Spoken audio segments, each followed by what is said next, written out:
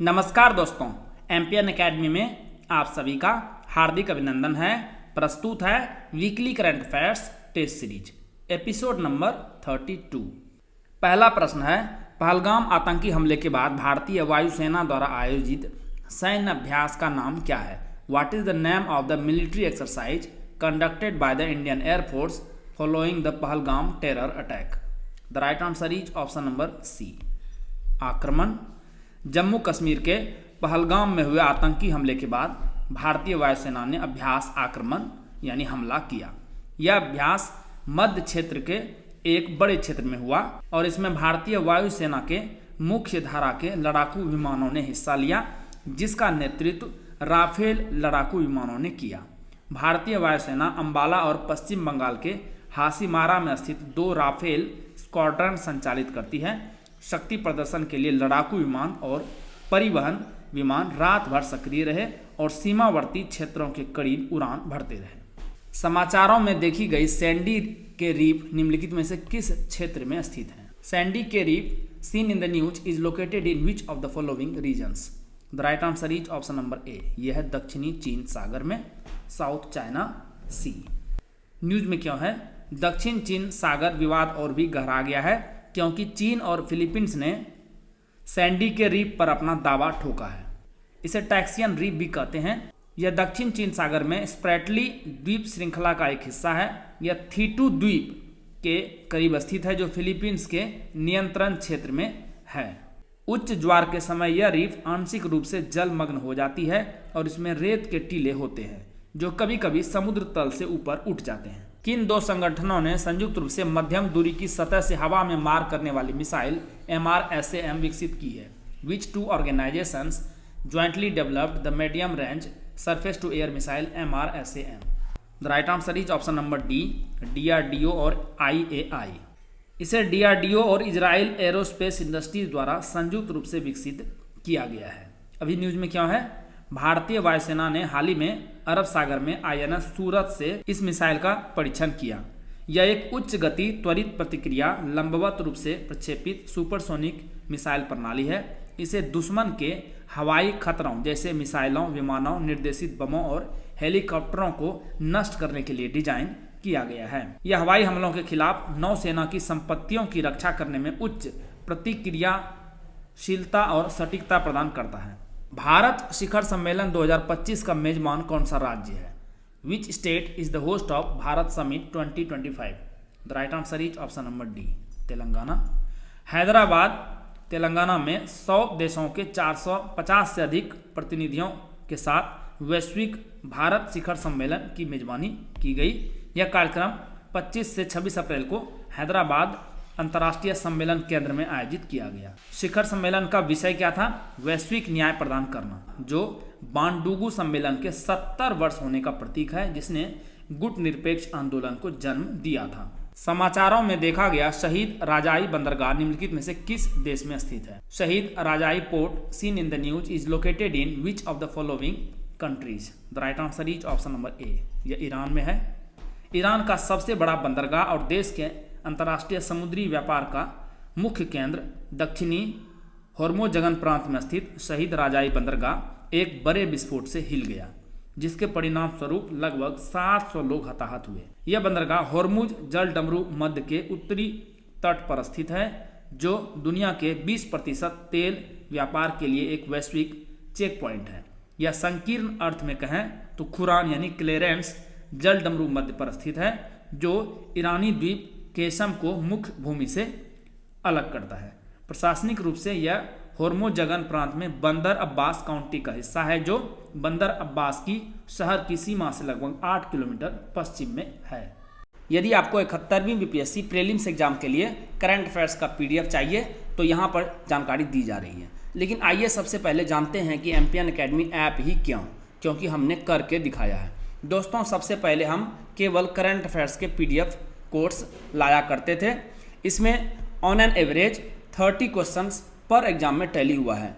उसके बाद हमने अगले फेज में diamond static GK test series launch किया और टैली प्रश्नों की संख्या लगभग कितनी हो गई है? 46। उसके बाद पिछले साल हमने डायमंड स्टैटिक जीके नोट्स और NCERT टेस्ट सीरीज लॉन्च किया था और टैलिड प्रश्नों की संख्या बढ़ के हो गई 90। तो आप देख सकते हैं 5 years 7 exams, consistency at its best, and that's Ampion academy for you. इस बार हमने टैली का टारगेट रखा है 120, क्योंकि इस बार एक नया कोर्स लॉन्च हुआ है चैप्टर वाइज MCQs, साथ में BPSC PYQs। साल भर के करंट अफेयर्स को आप सिस्टमेटिक तरीके से केवल 18 घंटे में रिवाइज कर सकते हैं। कैसे? वीकली करंट MCQs, इसमें आपको नेशनल और इंटरनेशनल का 50 PDF मिलेगा। एक PDF को रिवाइज करने में 6 मिनट का समय लगेगा, तो कुल 5 घंटे में इसे आप रिवाइज कर पाएंगे। Monthly current affairs short notes है, नेशनल और इंटरनेशनल वर्जन का 12 PDF मिलेगा। एक PDF को रिवाइज करने में 30 मिनट, तो कुल 6 घंटे में इसे रिवाइज कर पाएंगे। और Bihar monthly current affairs MCQs और शॉर्ट नोट्स 14 PDF कुल मिलेंगे। एक PDF को रिवाइज करने में 30 मिनट, तो कुल 7 घंटे में इसे कंप्लीट कर देंगे। तो इस प्रकार से 18 घंटे में साल भर का कंटेंट आप एक बार में रिवाइज कर सकते हैं। Diamond static GK test series updated version है ये, अल्ट्रा इंपॉर्टेंट 2500 MCQs मिलेंगे एक्सप्लेनेशन के साथ। ऐप बेस्ड 25 सेट है, एक सेट में 100 क्वेश्चंस रहेंगे। ये आपको diamond static GK notes course के साथ प्रोवाइड किया जा रहा है। डायमंड स्टैटिक जीके नोट्स में सब्जेक्ट वाइज PDF नोट्स मिलेंगे। NCERT और स्टैंडर्ड बुक्स का यह निचोड़ है, फैक्ट्स और कंसेप्ट के साथ। इसमें आपको diagram, flow chart, pictures, tables और वन लाइनर्स मिलेंगे। कम समय में फास्ट रिवीजन आप इससे कर सकते हैं। NCERT टेस्ट सीरीज, इसमें आपको class wise subject wise MCQs मिलेंगे।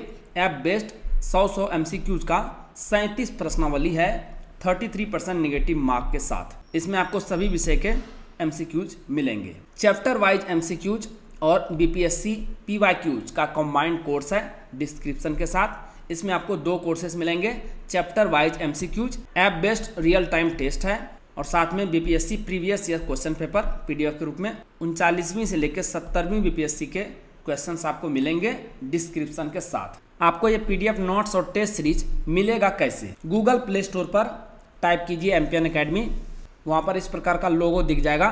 ऐप को इंस्टॉल कीजिए, OTP के साथ लॉगिन कीजिए और स्टोर सेक्शन में जाइए। वहाँ पर आपको 4 प्रकार के कोर्स मिलेंगे, डायमंड स्टैटिक जीके नोट्स और टेस्ट सीरीज एक साथ में, current affairs PDF, NCERT test series, और फिर चौथा chapter wise MCQs plus BPSC PYQs। Course पर क्लिक कीजिए, उसके बाद नीचे चले जाइए, आई एम इंटरेस्टेड पर क्लिक कीजिए। आपको मैसेज और WhatsApp पर पेमेंट का लिंक मिल जाएगा। शुल्क का भुगतान करें और कोर्स कंटेंट आपको एम्पियन अकेडमी ऐप पर मिल जाएगा। दोस्तों, ये सभी कोर्स आपको हिंदी और इंग्लिश दोनों भाषाओं में अलग अलग ऐप पर उपलब्ध है।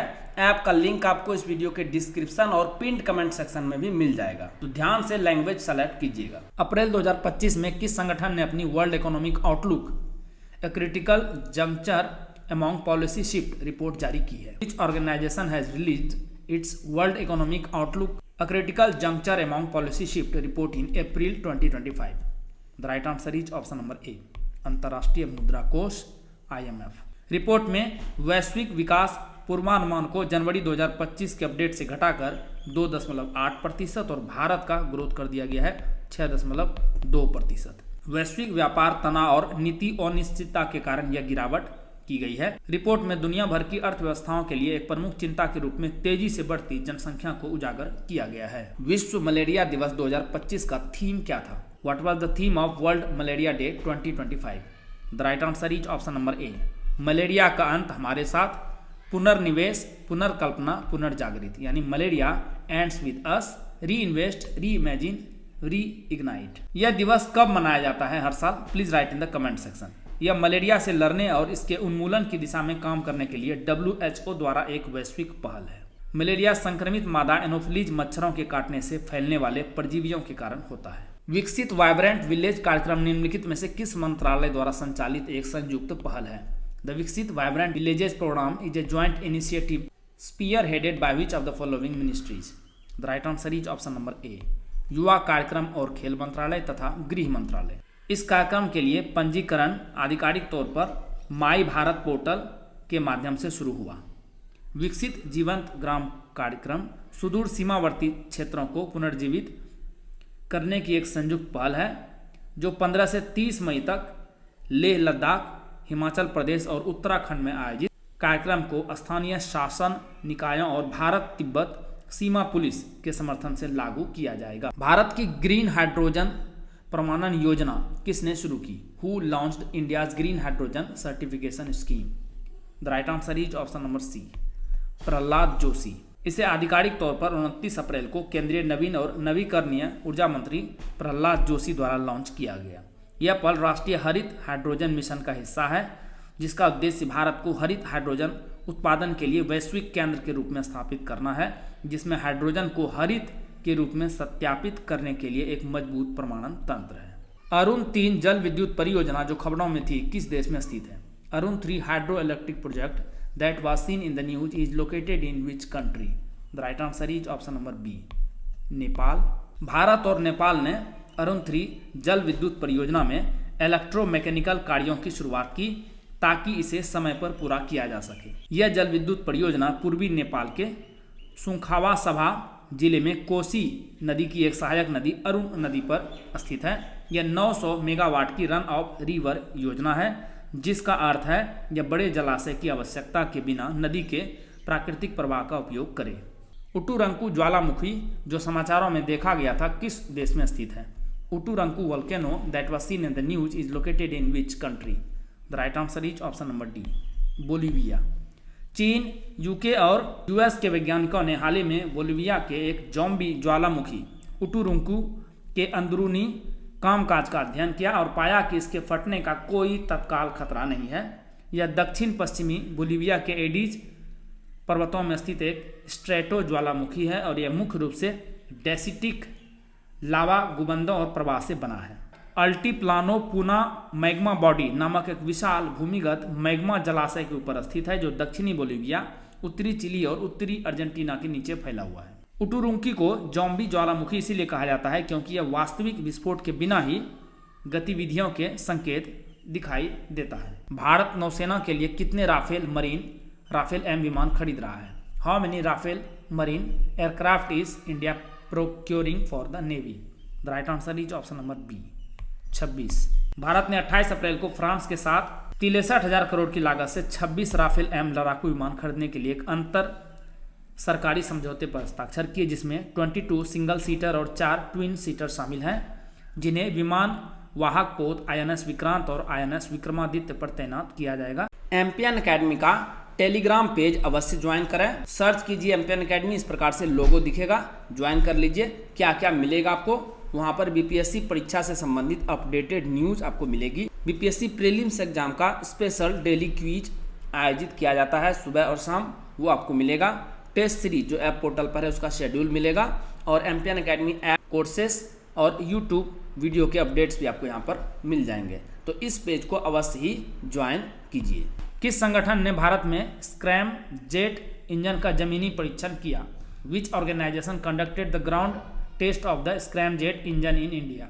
The right answer is option number C, रक्षा अनुसंधान एवं विकास संगठन DRDO। DRDO के अंतर्गत रक्षा अनुसंधान और विकास प्रयोगशाला DRDL ने हैदराबाद में 1000 सेकेंड से अधिक समय तक स्क्रैमजेट इंजन का सफलतापूर्वक जमीनी परीक्षण किया। स्क्रैमजेट सुपरसोनिक दहन रैमजेट एक वायु श्वास इंजन है, जिसे मैक 5 और इससे अधिक हाइपरसोनिक गति पर कुशलतापूर्वक संचालित करने के लिए डिजाइन किया गया है। पारंपरिक जेट इंजनों के विपरीत स्क्रैमजेट रोटेटिंग कंप्रेसर का उपयोग नहीं करते हैं। इसके बजाय ये हवा को संपीड़ित करने के लिए वाहन की उच्च गति पर निर्भर करते हैं। स्क्रैमजेट सुपरसोनिक दहन को सक्षम करते हैं, जो इन्हें हाइपरसोनिक क्रूज मिसाइलों के लिए आदर्श बनाता है। चर्चा में रहा महुआ दानार भेड़िया अभयारण्य किस राज्य में स्थित है? Mahuadanr wolf sanctuary that was seen in the news is located in which state? The right answer is option number D, Jharkhand. Jharkhand के लातेहार जिले में स्थित महुआ डार वुल्फ अभयारण्य भारत का पहला और एकमात्र भेड़िया अभयारण्य है, जो भारतीय ग्रे वुल्फ यानी कैनिस ल्यूपस पैलिप्स के संरक्षण के लिए समर्पित है। यह पलामू टाइगर रिजर्व का हिस्सा है। जीपीएस स्पूफिंग शब्द जो अक्सर समाचारों में देखा जाता है का सबसे अच्छा वर्णन किस प्रकार किया जा सकता है? The term GPS spoofing often seen in the news is best described as? The right answer is option number A. यह एक साइबर हमला है जिसमें नेविगेशन सिस्टम को गुमराह करने के लिए नकली जीपीएस सिग्नल उत्पन्न किए जाते हैं। जीपीएस स्पूफिंग उपग्रहों द्वारा भेजे गए कमजोर संकेतों का लाभ उठाता है जिन्हें आसानी से काबू किया जा सकता है। ऑपरेशन ब्रह्मा के दौरान भारतीय वायुसेना ने दावा किया कि भूकंप प्रभावित म्यांमार में राहत पहुंचाने वाले इसके परिवहन विमान को global positioning system GPS spoofing का सामना करना पड़ा। ऑपरेशन ब्रह्मा के तहत भारत ने भूकंप प्रभावित म्यांमार में मानवीय सहायता, फील्ड अस्पताल और बचाव दल पहुंचाने के लिए 6 सैन्य परिवहन विमान तैनात किए। किस अंतरिक्ष संगठन ने गुरुत्वाकर्षण माप के लिए पहली बार अंतरिक्ष आधारित क्वांटम सेंसर विकसित किया है? Which space organization has developed first ever space-based quantum sensor for gravity measurements? The right answer is option number D, NASA। वैज्ञानिक एक क्वांटम ग्रेविटी ग्रेडियोमीटर पर काम कर रहे हैं जिसे पृथ्वी की निचली कक्षा में एक उपग्रह पर रखा जाएगा। इस प्रणाली में परमाणुओं को लगभग 0 तक ठंडा किया जा सकता है जिससे वे निर्वात के अंदर तरंग जैसी अवस्था में बदल जाते हैं। किस मंत्रालय ने एआई करियर पहल शुरू की है? Which ministry launched the AI Careers for Women Initiative? The right answer is option number D, कौशल विकास और उद्यमिता मंत्रालय। इस मंत्रालय ने माइक्रोसॉफ्ट के साथ साझेदारी में महिलाओं के लिए एआई करियर पहल शुरू की है। इस कार्यक्रम का उद्देश्य 6 भारतीय राज्यों के टियर 2 और टियर 3 शहरों की 20,000 महिलाओं को आर्टिफिशियल इंटेलिजेंस यानी एआई में प्रशिक्षित करना है। यह डिजिटल कौशल, नेतृत्व क्षमता और उद्यमिता ज्ञान के साथ महिलाओं को सशक्त बनाने पर केंद्रित है। राष्ट्रीय व्यावसायिक शिक्षा एवं प्रशिक्षण परिषद NCVET के सहयोग से 240 घंटे का पाठ्यक्रम विकसित किया गया है। उन्नत हल्का हेलीकॉप्टर ALH ध्रुव किस संगठन द्वारा विकसित किया गया है? Advanced light helicopter ALH Dhruv is developed by which organisation? The right answer is option number C, HAL। Pahalgam आतंकी हमले के जवाब में भारतीय सेना ने अनंतनाग में ALH ध्रुव का सीमित संचालन फिर से शुरू कर दिया है। यह हिंदुस्तान एरोनॉटिक्स लिमिटेड HAL द्वारा स्वदेशी रूप से विकसित एक ट्विन इंजन यूटिलिटी हेलीकॉप्टर है। किस राज्य सरकार ने ग्रामीण महिलाओं को आर्थिक रूप से सशक्त बनाने के लिए रेशम सखी योजना शुरू की है? Which state government has launched the Resham Sakhi Yojana to economically empower rural women? The right answer is option number A, Uttar Pradesh. Uttar Pradesh सरकार ने ग्रामीण महिलाओं को आर्थिक रूप से सशक्त बनाने के लिए रेशम सखी योजना शुरू की है। इस योजना के तहत महिलाएं घर पर ही रेशम के कीड़ों का पालन करके रेशम उत्पादन के माध्यम से आय अर्जित कर सकती हैं। इसे राज्य ग्रामीण आजीविका मिशन और रेशम विभाग द्वारा संयुक्त रूप से क्रियान्वित किया जा रहा है। महिलाओं को शहतूत रेशम और टसर रेशम उत्पादन के लिए रेशम कीट पालन का प्रशिक्षण दिया जाएगा। शहतूत रेशम के लिए कर्नाटक के मैसूर और झारखंड के रांची में टसर रेशम के लिए प्रशिक्षण दिया जाएगा। विश्व टीकाकरण सप्ताह 2025 का विषय क्या है? What is the theme of world immunisation week 2025? The right answer is option number D, मानवीय रूप से सभी के लिए टीकाकरण संभव है। Immunisation for all is humanly possible. यह 24 से 30 अप्रैल तक विश्व टीकाकरण सप्ताह मनाया गया। टीकाकरण के महत्व को उजागर करने के लिए एक वैश्विक कार्यक्रम हर साल अप्रैल के आखिरी सप्ताह में आयोजित किया जाता है। विश्व सामाजिक रिपोर्ट 2025 किसने जारी की? Who released the world social report 2025? The right answer is option number ए, संयुक्त राष्ट्र। यूनाइटेड नेशंस ने हाल ही में वर्ल्ड सोशल रिपोर्ट 2025 जारी की जिसमें पिछले 30 वर्षों में अत्यधिक गरीबी में कमी जैसी उल्लेखनीय प्रगति पर प्रकाश डाला गया। साथ ही आर्थिक असुरक्षा, असमानता और सामाजिक विखंडन जैसे मुद्दों की ओर भी इशारा किया गया जो वैश्विक स्तर पर अरबों लोगों को प्रभावित कर रहे हैं। क्योंझर काला चंपा शब्द हाल ही में किस संदर्भ में समाचारों में देखा गया? द टर्म क्योंझर काला चंपा that was seen in the news in the context of, the right answer is option number A, एक देसी धान की किस्म है। एन इंडिजिनसली पैडी वैरायटी है। चर्चा में क्यों है? उड़ीसा के एक किसान ने आधिकारिक तौर पर अपनी देसी धान की किस्म को पंजीकृत कराया है और बीज के व्यावसायीकरण के लिए पौध किस्म और किसान अधिकार संरक्षण प्राधिकरण से मुआवजे की मांग की है। भारत सरकार ने 2015 में इस किस्म को अधिसूचित किया था। ओडिशा राज्य बीज निगम और निजी कंपनियों ने इस किस्म के उत्पादन और वितरण में महत्वपूर्ण योगदान दिया है। अपेडा ने किस राज्य के सहयोग से कृषि एवं क्षमता निर्माण कार्यशाला का आयोजन किया? APEDA organised an agricultural and capacity building workshop in collaboration with which state government? The right answer is option number A, Odisha. APEDA और ओडिशा सरकार ने ओडिशा से कृषि निर्यात को बढ़ावा देने के लिए 25 अप्रैल को भुवनेश्वर के ओडिशा कृषि और प्रौद्योगिकी विश्वविद्यालय के डॉक्टर एम.एस. स्वामीनाथन हॉल में एक कार्यशाला और क्षमता निर्माण कार्यक्रम का आयोजन किया। रिवर सिटीज अलायंस, जो अक्सर समाचारों में दिखाई देता है, का सबसे अच्छा वर्णन किस प्रकार किया जा सकता है? River cities alliance which is often seen in the news is best described as. The right answer is option number B. यह पहल भारतीय शहरों में नदी संवेदनशील शहरी नियोजन को बढ़ावा देने और शहरी नदी प्रबंधन योजनाएं बनाने के उद्देश्य से है। सिंधु जल संधि के तहत कौन सी नदियां विशेष रूप से भारत को आवंटित हैं? Which rivers are exclusively allocated to India under the Indus water treaty? The right answer is option number A, Ravi, Beas और सतलुज। कश्मीर के पहलगाम में हुए घातक आतंकवादी हमले के बाद सिंधु जल संधि को निलंबित कर दिया गया है, जिसमें 26 नागरिक मारे गए थे। सिंधु जल संधि पर 19 सितंबर 1960 को भारत और पाकिस्तान के बीच विश्व बैंक की मध्यस्थता में हस्ताक्षर किए गए थे। यह संधि सिंधु नदी प्रणाली में 6 नदियों के उपयोग को नियंत्रित करती है। पश्चिमी नदियों सिंधु, झेलम और चिनाब पर पाकिस्तान को पूर्ण अधिकार दिया गया। भारत ने पूर्वी नदियों रावी, व्यास और सतलुज के विशेष उपयोग को बरकरार रखा। भारत कड़े नियमों के तहत पश्चिमी नदियों का उपयोग सीमित घरेलू, कृषि और जल विद्युत उद्देश्यों के लिए कर सकता था। एम फॉर नेचर, प्रकृति बहाली के लिए अभिनव निगरानी में तेजी लाना पहल निम्नलिखित में से किस संगठन द्वारा शुरू की गई थी? The AIM for nature initiative was launched by which of the following organisations?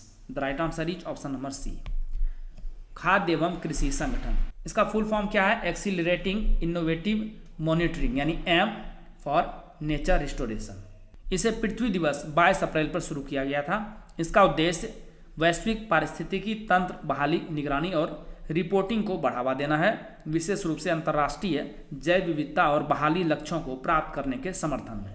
Yellowstone super ज्वालामुखी, जो खबरों में था, किस देश में स्थित है? Yellowstone super volcano which was seen in the news is located in which country? The right answer is option number ए, संयुक्त राज्य यानी यूनाइटेड स्टेट्स। पिछले करीब 1 महीने के दौरान अमेरिका में स्थित दुनिया के सबसे खतरनाक ज्वालामुखी में शुमार येलोस्टोन में भूकंप के 105 झटके महसूस किए गए हैं। भूकंप के इन झटकों से भूवैज्ञानिकों की चिंता बढ़ गई है। इनमें से 3 बार तो बड़े पैमाने पर ज्वालामुखी से पानी निकला है। येलोस्टोन सुपर वोल्केनो पश्चिमी संयुक्त राज्य अमेरिका में येलोस्टोन नेशनल पार्क के नीचे स्थित है। यह दुनिया की सबसे बड़ी सक्रिय ज्वालामुखी प्रणालियों में से एक है। सुपर वोल्केनो एक कैल्डेरा है जो एक बड़े विस्फोट से बना एक बड़ा गड्ढा है और यह सक्रिय सुपर वोल्केनिक प्रणाली है। ई 2025 पहल आर्टेमिसिनिन और R21 मैट्रिक्स एम एक समान संदर्भ के कारण अक्सर समाचारों में छाए रहते हैं। निम्नलिखित में से कौन सा कारण सबसे अच्छा वर्णन करता है? The E2025 initiative artemisinin and R21 matrix M have been frequently featured in the news due to a common context. Which of the following best describes the region? The right answer is option number D. Malaria उन्मूलन प्रयासों में प्रगति, progress in malaria eradication efforts. Malaria से निपटने के वैश्विक प्रयासों के कारण यह हाल ही में चर्चा में रहे हैं। WHO ने इस पहल के तहत 25 देशों की पहचान की है जिनमें 2025 तक मलेरिया को खत्म करने की क्षमता है। निम्नलिखित में से कौन सा 1972 के शिमला समझौते का प्रत्यक्ष परिणाम या प्रावधान नहीं था? Which of the following was not a direct outcome or provision of the Shimla agreement of 1972? Bharat Pak विवादों के समाधान के लिए अंतर्राष्ट्रीय मध्यस्थता, international mediation for resolving Indo Pak disputes. 1971 के बांग्लादेश मुक्ति युद्ध के बाद भारत और पाकिस्तान के बीच शिमला समझौता पर हस्ताक्षर किए गए थे, जिसका उद्देश्य शांतिपूर्ण द्विपक्षीय संबंधों की नींव रखना था। इसमें क्या क्या प्रावधान और परिणाम है? युद्ध के दौरान कब्जे वाले पाकिस्तानी क्षेत्र से भारतीय सैनिकों की वापसी, पाकिस्तानी युद्ध बंदियों की रिहाई और भारत ने अंततः 90,000 से अधिक युद्ध बंदियों को वापस। जम्मू और कश्मीर में 1971 की युद्ध विराम रेखा को नियंत्रण रेखा यानी LOC के रूप में फिर से नामित किया गया। दोस्तों, जैसा कि बताया गया है, इस वीडियो लेक्चर का PDF आपको हिंदी और इंग्लिश दोनों भाषाओं में अलग अलग फुल डिस्क्रिप्शन के साथ एम्पियन एकेडमी ऐप पर प्राप्त होगा। दोस्तों, आप इन PDF के सहारे इस वीडियो लेक्चर को आसानी से लगभग 5 मिनट में रिवाइज कर पाएंगे, जिससे आपका बहुत सारा समय बचेगा, जिससे आप स्टैटिक पोर्शन पर खर्च कर सकते हैं और अपने टाइम को बेटर मैनेज कर सकते हैं। एम्पियन एकेडमी ऐप का लिंक आपको इस वीडियो के डिस्क्रिप्शन बॉक्स और पिन कमेंट सेक्शन में मिल जाएगा। आइए अंतिम प्रश्न को हल करते हैं। निम्नलिखित कथनों पर विचार करें। Consider the following statements. यह दुनिया का एकमात्र स्थान है जो जंगली मेलिनिस्टिक बाघों का घर है। यह पार्क ऊंचे पठारों और पहाड़ियों से घिरा है। इसकी सबसे ऊंची चोटी खैरीबुरु और मेघासनी की जुड़वा चोटियां हैं। इन वनों में साल के वृक्ष, नम पर्णपाती और अर्ध सदाबहार प्रजाति के वृक्ष पाए जाते हैं जो वनस्पतियों और जीवों के लिए एक समृद्ध और विविध आवास का निर्माण करते हैं। निम्नलिखित में से कौन सा राष्ट्रीय उद्यान उपर्युक्त विशेषताओं को प्रदर्शित करता है? सही जवाब है ऑप्शन नंबर ए, सिमलीपाल राष्ट्रीय उद्यान। और यह किस राज्य में है? Please right in the comment section. दोस्तों, इसी के साथ साप्ताहिक करंट अफेयर्स टेस्ट सीरीज के इस संस्करण को समाप्त करने की आपसे इजाजत चाहूँगा। वीडियो देखने के लिए बहुत बहुत धन्यवाद। Thank you very much. जल्दी मिलते हैं अगले वीडियो में। All the best for your exam preparation.